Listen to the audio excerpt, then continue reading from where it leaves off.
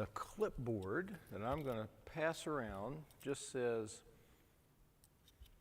let's get a roster of the class. So I think almost all of us are here, and help me remember that if this is still, I'm just going to leave this on the podium, and we'll see whoever left it here may pick it up, or they may leave it again. I don't know.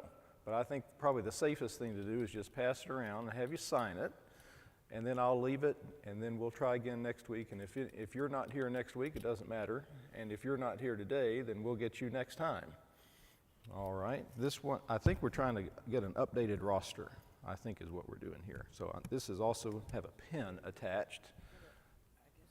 So good morning. Let's look in Exodus 3 and 4.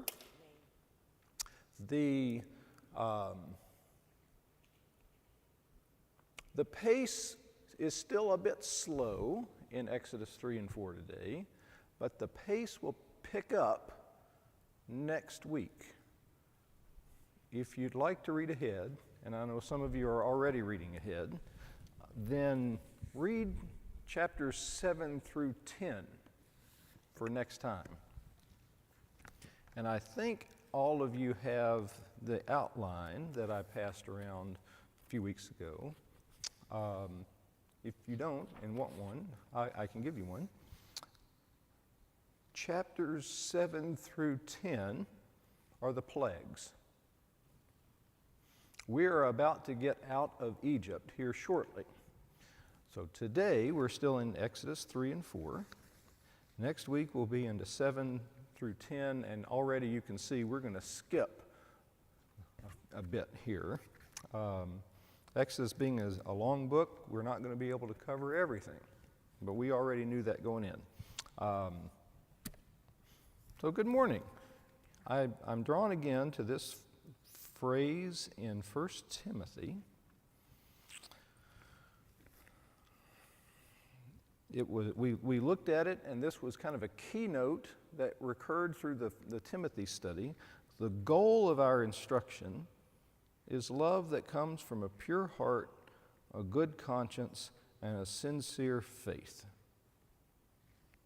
I tried to keep that out in front of us as we studied Timothy. That's the goal.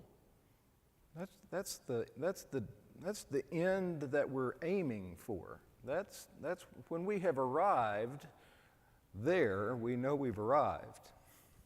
Okay, I know it's elusive, but that's a good place to aim for. The goal of our teaching, this is 1 Timothy 1:5, the goal of our instruction is love that comes from a pure heart, a good conscience, and a sincere faith.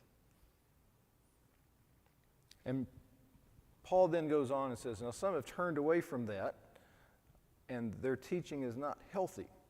What we need is good, healthy teaching that will bring us further to that goal. Okay, I say that to preface digging deeply into Exodus, because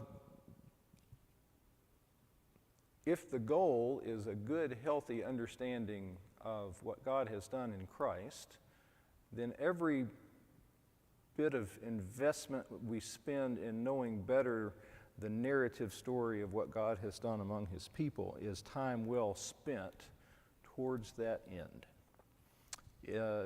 An image would be like ballast in a ship. Things come along, and if there is no ballast, the ship just floats right on top of the water. And it was kind of a similar metaphor in Timothy. You know, some folks have made shipwreck of their faith. It has not turned out well. They didn't have a way to navigate the storms. That's one way to phrase it or think of it. They didn't have one way to navigate the circumstances. They didn't have, you're on the sea, but you don't have a way to navigate the very thing that you're in. Okay? You're overcome by it. Well, ships will have ballast in the hull, which seems counterintuitive. That weight that pulls them down actually makes them stable. You could say Old Testament narrative is kind of weighty. You could say, boy, getting into these stories, getting into these laws, that's a bit much. Could we do something else, please? Okay, that's a fair question. But I think if we think of it as ballast, it is weighty in all the good ways that will give us stability. In Exodus 3, we started this last week, and then we're going to continue through chapter 4. Exodus 3 is one of the weightiest manifestations of God in the Old Testament. In fact, the word or term for the glory of God, that term glory kind of literally means heavy. Because in the sense that the glory of God is kind of overwhelming and kind of pushes down and is weighty. The manifestation or the epiphany or the revealing of God in Exodus 3 in the bush that burns but is not consumed, the call of the prophet Moses, the commissioning of the prophet Moses, the decisive forward movement in the storyline, not just here, but all the way back to back to Genesis.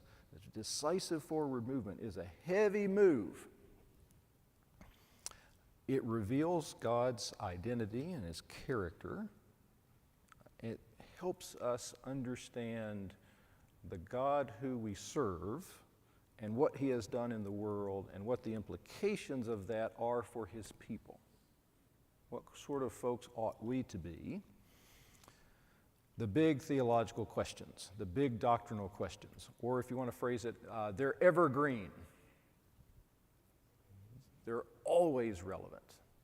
And that kind of, if we attend to those kinds of questions well, that will give us ballast that will help us then navigate. Who is God? Who am I? Who are we? What is our place in the world?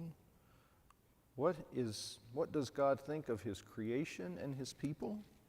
What has he done in Christ? If we extend this to New Testament teaching, what has he done in Christ? What is he doing in and through the world, in the Holy Spirit, in the church? What is our goal? What is our end? Those kinds of questions are good, always good questions to ask. Exodus 3 and 4 gives kind of some meat on the bones to ask those questions. If you'd like to look at Exodus 3 and 4, in our Pew Bible, it's one opening, so it's helpful that you don't have to turn pages. You're going to see the whole kind of epiphany of God, the revelation, the revealing, or the commissioning of the prophet, kind of organized around some questions. Moses sees this bush that it's burning, but it's not consumed, so he goes closer to look. See 3, verse 3. I must go over and look at this remarkable sight, this amazing sight. Why isn't the bush burning up? Okay, so that's the first question. God calls to him from the bush, here I am. Okay, so the calling of the prophet. You remember Samuel. Remember Samuel? Remember that voice, Samuel, Samuel? Here I am. Okay. Do not come closer. Remove the sandals from your feet. The place you are standing is holy ground. Okay. Do you remember the commissioning of Isaiah? In Isaiah 6, these flying creatures. Holy, holy, holy. Okay. A similar theme. Something extraordinary is happening here. I am the God of your father, the God of Abraham, the God of Isaac, and the God of Jacob. Moses hid his face because he is afraid to look at God. So verse 7, that paragraph, just picks up the theme from the end of chapter 2. I have seen my people. I have observed my people. I know my people. So if we think of this only in narrative terms, here the main character speaks. So I mentioned about how narrative works. There's plot, there's characters, there's scenery, there's dialogue. The narrator sometimes fills you in on what you need to know to move it, help you move forward. Here the main character speaks. Now, I know we don't have red letters in our Old Testament, but a lot of this chunk of Exodus is direct speech from God. So this is not just us observing the sequence of events that happen. People move here, they go there, people come in and off stage. There may be a little bit of dialogue, but here we have some extended dialogue directly from God. So this is direct speech from God that interprets God's actions in the past. So it's not just a recording of a sequence of events, which we kind of, that's not a bad way to think of narrative, but that's not all that narrative does. This narrative has, you see this manifestation of God, but you also hear the voice of God explain God's own actions. I see, I hear, I understand, I have come to release the oppressed. I have come down to rescue them and to bring them to a good and spacious land. So this echoes that narrative back in Genesis to Abram. Abram, of all the people in Genesis 11, there's a bunch of people in Genesis 11, wide, cosmic, kind of global lens. We're looking at everybody. And of all those people, there's one man. And then the frame narrows down to in Genesis 12 to one person. Against the backdrop of all the people, to one person. Here, the first revelation of God to Moses is, I am the God of your father. I am the God of Abraham. I am the God of Isaac, Jacob. All of that narrative that we see in Genesis is underneath this epiphany. And of course we know it because we've been told the stories. And that's why the impact is so strong, is because we know. We know the stories of the promise of God against the backdrop of all humanity to bless all humanity by focusing on one man to create a family and then a nation. We know that. We also know we are in Egypt and we are oppressed, and appearances would suggest that that promise is not moving. We know what the promise is, and we know the circumstances, and that's the problem. The disconnect between the promise and the reality. Okay? If we're on the ground in Egypt, okay?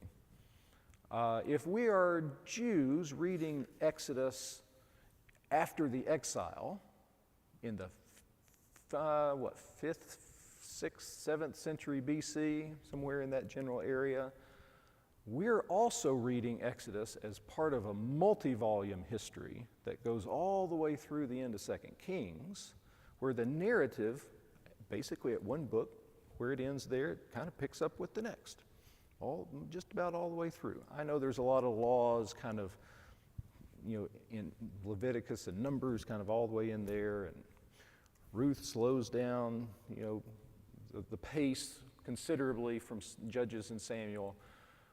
But where one leaves off, the next picks up, and it just moves us through.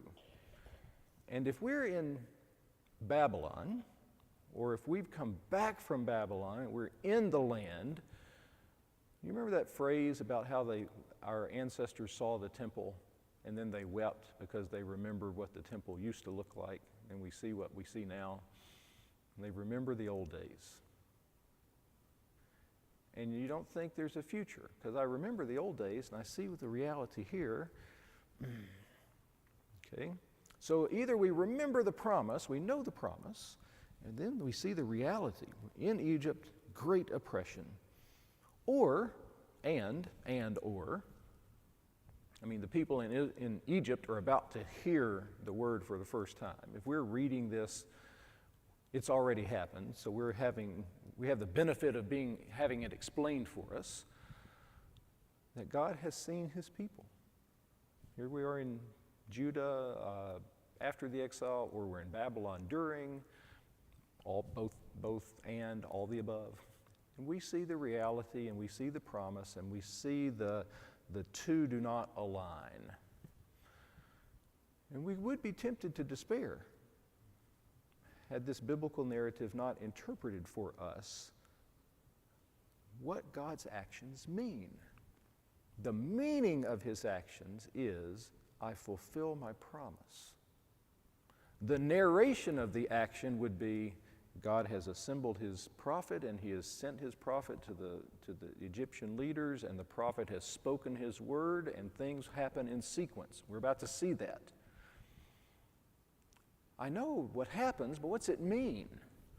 It means God hears his people, and he understands their situation, and he is faithful to his promise to work for them. Okay. That helps. That's ballast to help me move through the circumstance, because it tells me something of the character of God, and it tells me something of what he has done in the past. It tells me that his character is such that he honors his promise, and he does not forget his promise. He does not abandon his promise. He keeps his promise because he obligates himself to keep his promise. And that's significant in its own way. God does not keep his promise because Abram is wealthy or impressive or faithful. He doesn't keep his promise because Isaac is stellar or Jacob is outstanding. He does not keep his promise because that they are worthy. He does not keep his promise because the other guy's so bad. We have to do something because that guy's so bad. He keeps his promise because he himself obligates himself. Bradley has preached on that wonderful moment in Genesis 15 where God cuts a covenant. And that's the literal language of making a covenant, is to cut a covenant. We may say to cut a deal. And it involved the literal cutting in two of animals. And you put one half of the animal's body here and one half there, and you'd have enough room to walk between them. And it's a very vivid visual kind of ceremony where you would basically say, may what happened to these animals happen to me if I fail to keep my covenant. So there in Genesis 15, God comes to Abram and says, bring animals, cut them, and then this smoking pot kind of passes through.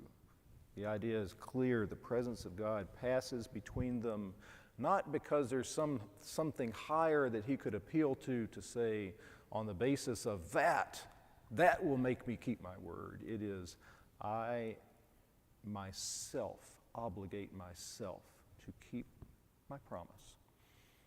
So the character of God's at stake here. We see the character of God revealed as one who hears and keeps his promise. That's significant. So if you look at Exodus 3 and 4, there's a series of questions. Moses asked, who are you? Who am I?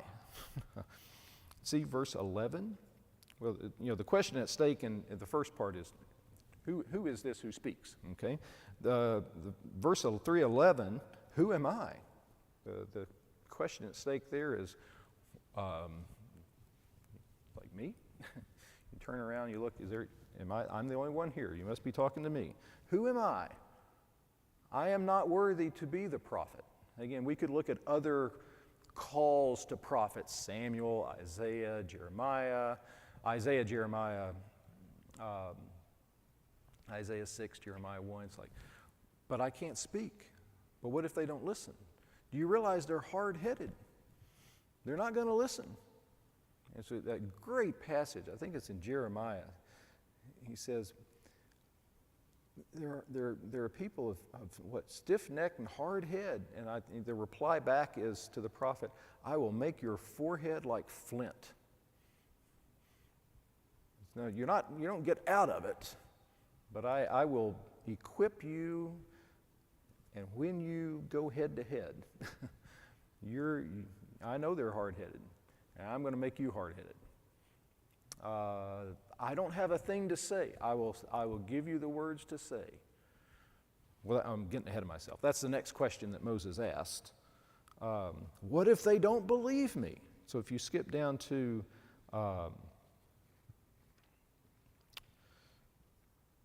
well, really chapter 4.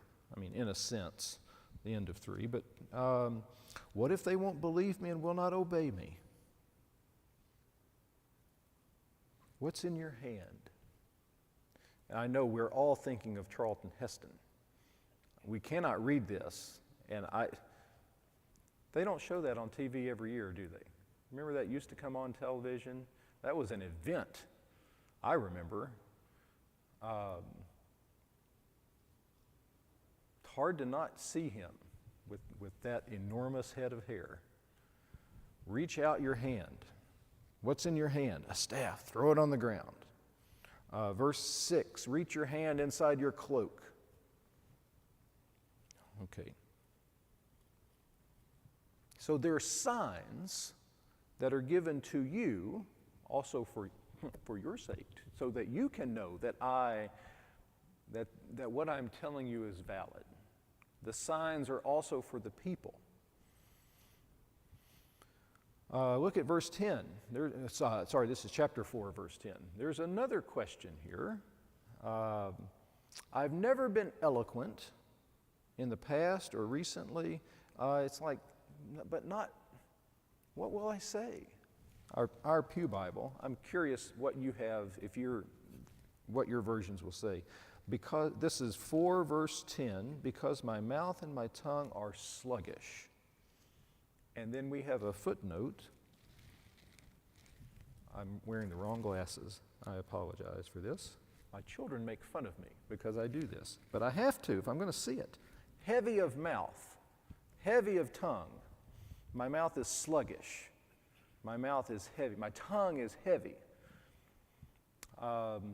You know when you dream and you walk in your dream and your feet don't move? You ever had one of those dreams where you're trying to walk or run and you can't? Okay. My tongue is heavy. Can't speak. What does some of your versions say? Slow of speech. Slow of speech, slow of tongue. It's kind of like, it's slow because it's heavy. Okay. I don't walk very fast because my feet are heavy. Okay.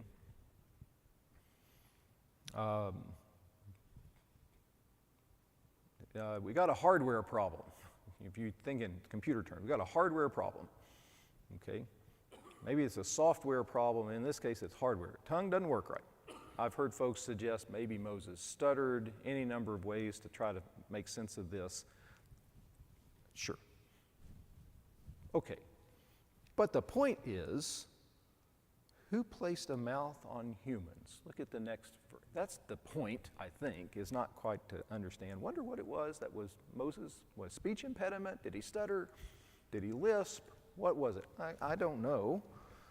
The point is, who makes a person mute or deaf, seeing or blind? Is it not I, the Lord?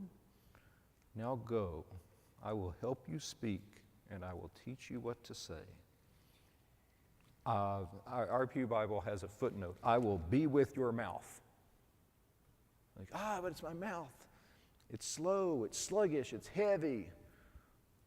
I'll be with your mouth. Okay. Verse 13 is not quite a question. It functions like the other questions, but it's a statement, a request. Send someone else.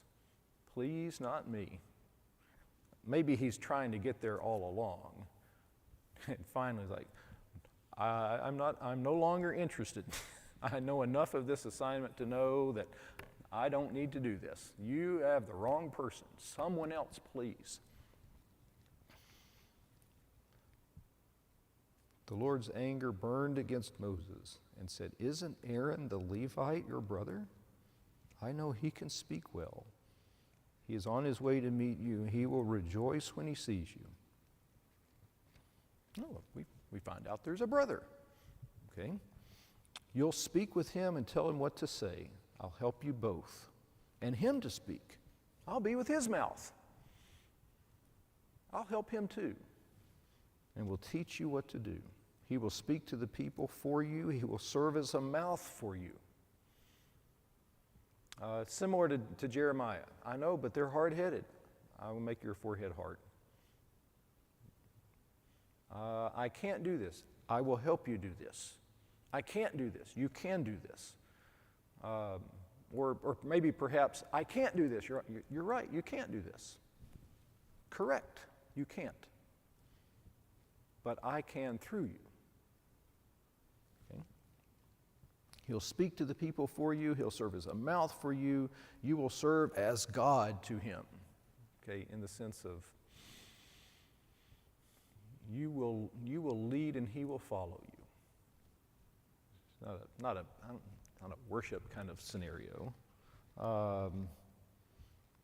Take this staff, off we go.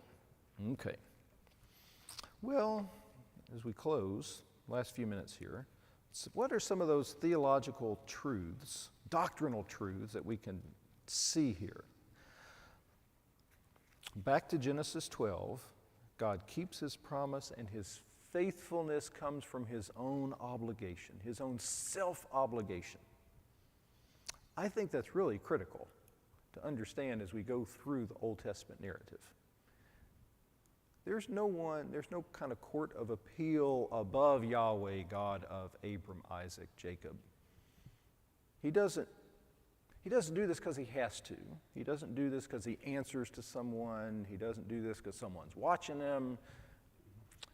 He doesn't do this because the people are so good or the other guy is so bad. He does it because he himself obligates himself. So we learn something of the character of Yahweh. He does not have to honor his word. He can do what he wants to do. But he's made a promise, and he honors his promise. So this narrative explains, I mentioned that earlier, but to underline it, the narrative records the sequence of events, but the narrative also explains the meaning of the events. What's it mean to come out of Egypt? It means that God has honored his promise, and he has seen his people. Okay, so number 2, bless you. He hears his people. God hears the cries of the oppressed. He knows the condition of his people. We Israelites, or we Jews, after the exile, we could wonder where God is. A lot of them did. We could look around and we could see and we could remember the way that it was when all appearances suggested that the promise was fulfilled. We were numerous and we were strong and we were in our land.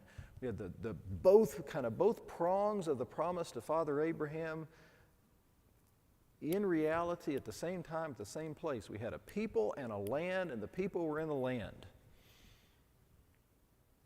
Okay? We had read Exodus, where the person of Abraham grows into a family, and they grow into a nation, and then the nation comes into the land, and all is right. But we've also read the rest of Samuel and Kings, and we see how it unravels. And we could wonder, does God hear us? Okay. We could remember the stories of the temple, and not just the building, but all that we had. And we could look around and we could see that all that we had is gone. And what we've got doesn't look great. What are we going to do now? Well, this narrative reveals to us that God hears his people. Okay? And for those of us who cannot read it other than reading it through what God has done in Jesus, a Christian interpretation of this must see the storyline continue through the promise to bless all people. You look at Genesis 12, like, Abram, I will bless you and all people. So the seed of Abram, we cannot read it other than that God in Christ has blessed all people. And in a sense, we are still kind of in between the promise and the reality. We know what the promise is. Sometimes what we see, we don't see that. Okay? Whoever it is who preaches Hebrews for the first time and writes Hebrews understood this. The first Christians understood this tension. There's this wonderful line in Hebrews. We do not see the world as it ought to be, but we do see Jesus. Okay. Critical to hear this narrative in Exodus reveals a God who hears his people. Number 3, sorry, that was number 2. Number 3, God desires to bless Israel, to bring them into this land, to bless them, and then through them, all people. He will respect the agency of the people involved. The way that I kind of explain how it is, for example, Exodus 3, the end of Exodus 3, look at that paragraph at verse 19. This is the beginnings of that great conflict that we're going to see next time, which is the Pharaoh who hardens his heart, who does not want to let Israel go. How do we make sense of that? Especially that line where God hardens Pharaoh's heart. Okay, that could be a troublesome line. Best way that I know to explain this is and I've used this illustration in a couple different ways, but if you look out over the horizon and you see something very clearly on the horizon, but what you don't see are the hills and the valleys between what you see. So you can see the mountain peak in the distance. What I don't see are the valleys behind every hill between here and there. So what's the end? The end that I see clearly is Pharaoh is not going to listen. And the narrative will explain how it is we get there. Okay? And a good deal of the narrative of Pharaoh resisting reveals to us time and time and time again, Yahweh gives signs to Pharaoh repeatedly. Pharaoh hardens his heart. There's a sign. Pharaoh hardens his heart. And then the language shifts, but it shifts only at the end. God hardened his heart. He didn't harden his heart first. Pharaoh hardens his heart first. And then God says, we are coming out now. Or as you have probably said to any squirrely middle school boy, this is enough. This must stop. Enough. On we go. That's not a perfect analogy, But time and again, we see Yahweh respecting the agency of the people involved. When it comes to it, the king of Egypt, he will not relent even under force. This will not be easy, but we're going to do it.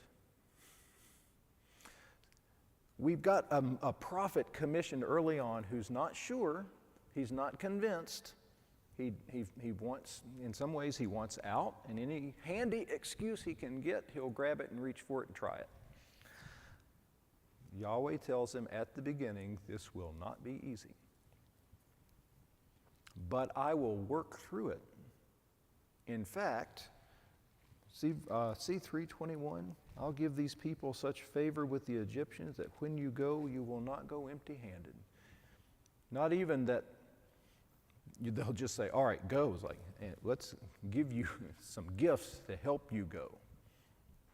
Even in your going, you'll go with your arms full. And lastly, it gets pretty tense and tight at 4 verse 14. God gets angry with Moses. Okay? He sure does. His anger burns against Moses. And even in his anger, what we find is he equips those he calls. Moses is not equipped. So Moses thinks. God equips those he calls. My mouth is sluggish. I'll be with your mouth. That tells us something of the character of God, to bring his people out, to hear his people, to fulfill his promise, and to equip those he calls to move his people. Okay, if you look at the end of chapter 4, the narrative picks up again. So we've had a lot of direct speech, a lot of quoted speech, lengthy kind of monologue, maybe a narrative term, where God is speaking in an extended way, not just a dialogue back and forth, not conversation, but kind of pronouncement, revelation, revealing. Our narrator says, now Moses went back to his father-in-law, and the narrative picks up. So he has Jethro's blessing to go.